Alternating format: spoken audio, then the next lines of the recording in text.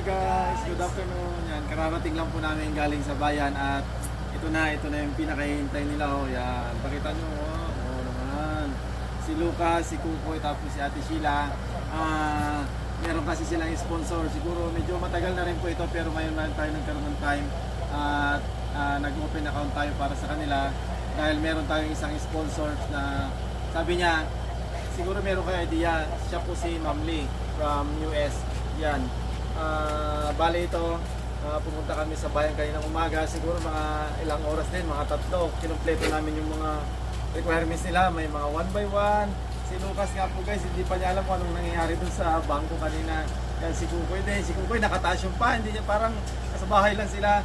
Tapos si Sheila, kinumpleto natin requirements tapos pumunta tayo doon tapos okay na.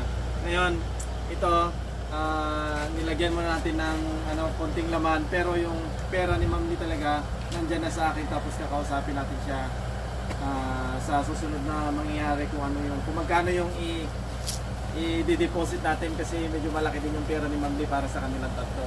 Anong masasabi mo? Ikaw ate, anong masasabi mo kay Ma'am Lee sa napakalaking blessing na binigay niya sa'yo? Yan, go!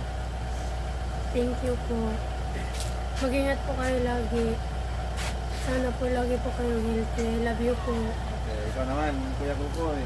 Maraming salamat po sa binigay mong to. Malaking tulong na po to sa Yan, kasi sa pag-aaral mo yun kung sakaling mahulugan ni Ma'am Lee hanggang sa pagkuleyo nila kasi yan yung gagamitin nila. Tapos ikaw naman, Kuya Lucas. Maraming salamat po kami sa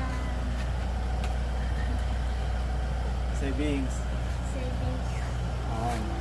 Okay. Ma'am Lee, ako po ay nagte-thank you kasi meron po kayong napili dito sa team namin na 3 na sabi nyo nga hanggat kaya nyo na mag-savings para sa kanila. Napag-usapan naman ni Ma'am Lee at saka ako mismo, sinabi ko rin sa mga nanay nila. Yung mga passbook kasi nila dito nila iiwanan sa akin tapos kapag mag-deposit kami pwede nilang tignan, pwede rin kami pumunta doon. Tapos kapag mag-withdraw balang araw pagkatapos na nila dito sa high school, magkakalis na sila, pwede na nilang magamit yan. Sila lang din mag-withdraw, hindi yung mga nanay nila. Di ba? At saka si Lucas lang din.